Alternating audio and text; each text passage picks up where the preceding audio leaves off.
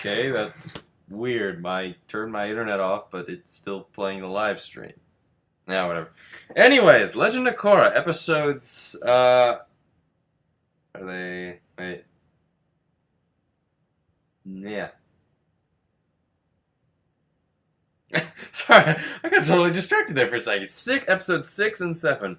Old Wounds and Original Airbenders. Okay, let's start with the first one because I think Old Wounds is my new favorite episode.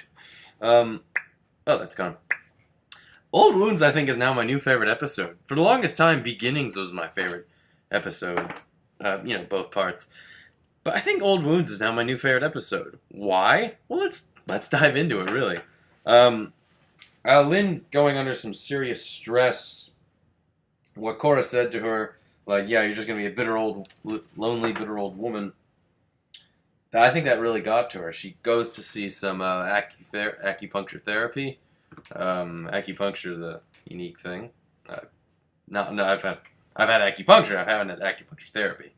And she relives some old, and we see a bit more of her backstory. She wanted to become a cop. She was becoming a cop at a very young age.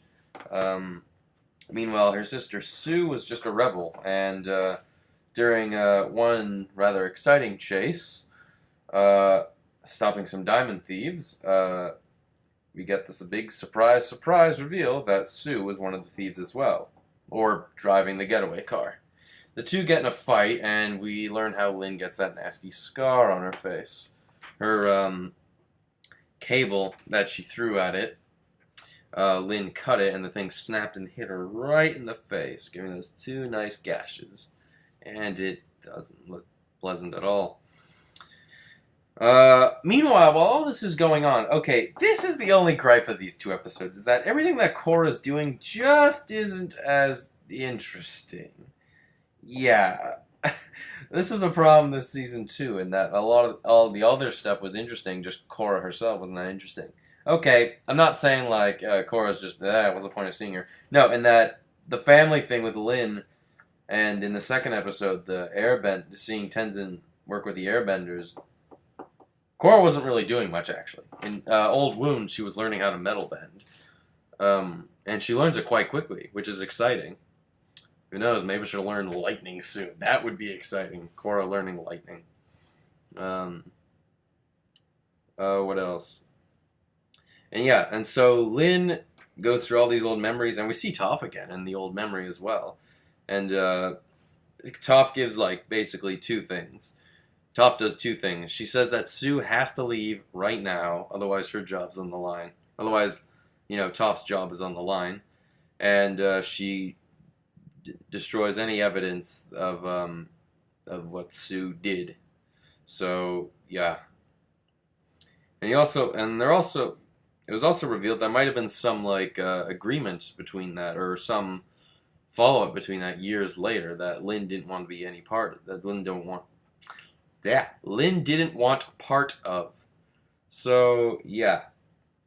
Sue's an interesting character, given her, background and where she came from to where she is now. Basically a millionaire, a leader, a dancer, a metal bender, a mother, wife, everything. Creates a nice dynamic. And I guess I get some nice Opal and Bolin bits. Bolin, apparently, he's... this was a question I always sort of wondered. It's why doesn't Bolin learn to metal bend? That would come in handy. That would come in handy, I would think. And apparently he hasn't quite figured it out yet. And hopefully he'll learn. The metal bending for Korra is interesting, but then we get, the big thing of the episode. Lynn and Sue fight. And it's a damn impressive fight. What it is, Lynn's at her wit's end. She realizes, after going all through these therapy sessions, she realized, look, I have to do this. The two fight, but it's very clear that Sue is just way better bender. It ends with the two just about to go, about to heave giant rocks, and Opal comes, airbends the two. It's what are you doing? Bolin has a great line. Korra's should I stop him?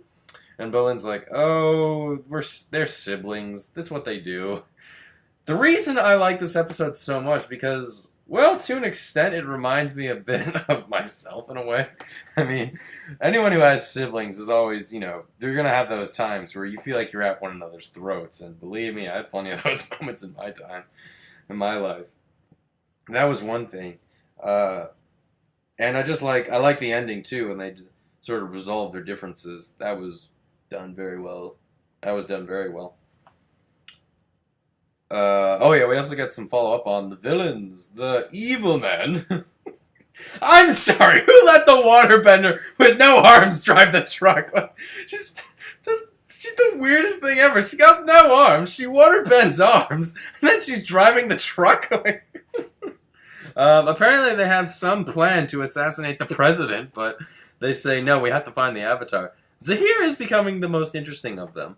I think I don't mean to be mean, but I think the least interesting of them is the Earthbender. At least with the Firebender, we had 2 episodes to get used to her. With the Earthbender, it's like okay, he can make magma to an extent. The Waterbender is interesting because well, she has no arms and she has the creepiest face in the world. Anyway, Zahir is interesting because he was sitting there meditating and he instantly figured out, oh, Korra's in Zaofu. So I'm like, how did you do that? I mean, he's clearly a powerful airbender, probably even more powerful than Tenzin. I mean, if he was able to best Kaya in a fight, so we'll see. Um, Anyways, the second episode, Original Airbenders. Korra's in it for about 10 seconds just to give a radio call to Tenzin. Tenzin's trying to, basically, educate and basically rebuild the Air Nation culture, which is exciting. But being how everyone is, a lot of them are Earth Kingdom related. They're not really all that interested. He goes on about some crazy, long ass story, and it's just fun seeing just like at his wit's end. Finally, Boomy gives him a tip, saying, when I joined the army, the first thing they did in basic was break me down and rebuild me, and that's exactly what he did. What Tenzin does, he goes. We get the best montage ever of just him, just uber training hard Tenzin. It's like it's ridiculous.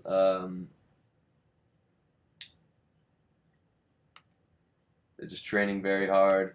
He's going through. He's just putting them all through their wits' end, and finally, Boomy's just like, "I've had it.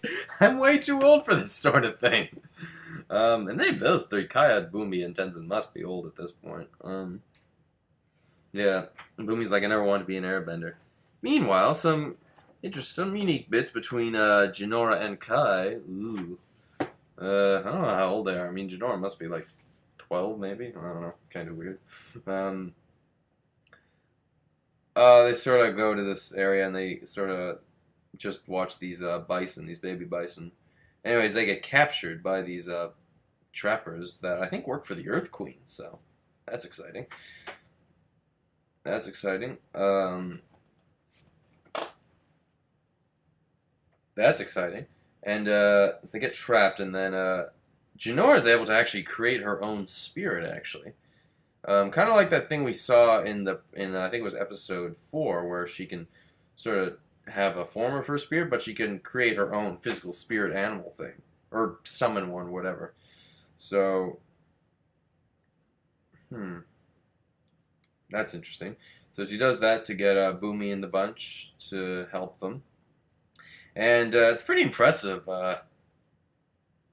It's pretty impressive they get there, fight off these things, and oh, that's great bit. Tenzin actually shaves off the hair of one guy, and it proves the shaved head actually saved him. Like a net was being fired at him. He's like, he felt it. He felt the wind going through his hair. It was great in that scene. He shaves off his head. It's like, but don't worry, shaving your head's entirely optional. What?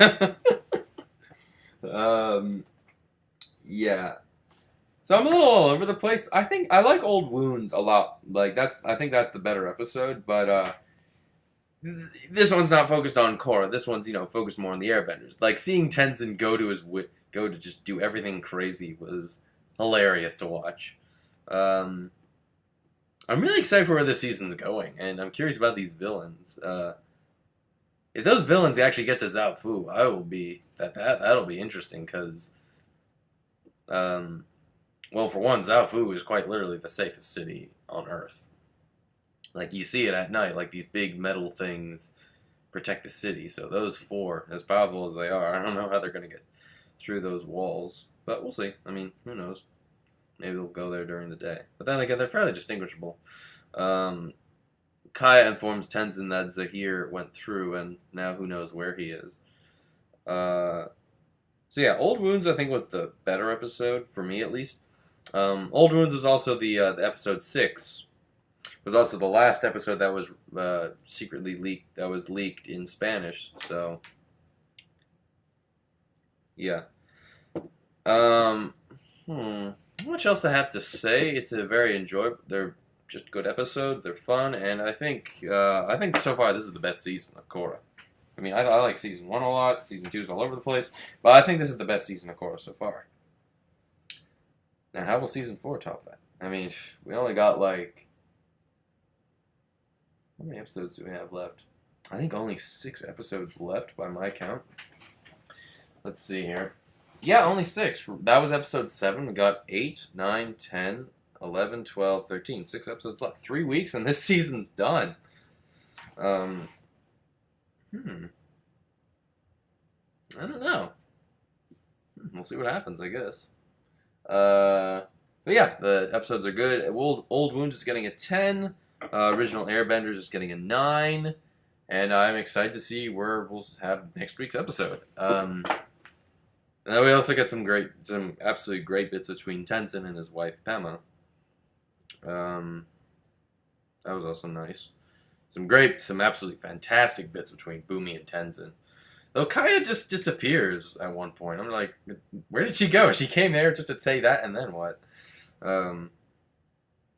Yeah, but Old Wounds is that's my new favorite episode of Korra. That's a great episode. So yeah, this has been all over the place, but yeah, the episodes 6 and 7, Old Wounds and the original Airbenders, are 2 solid episodes. I'm still curious where this is going. See ya.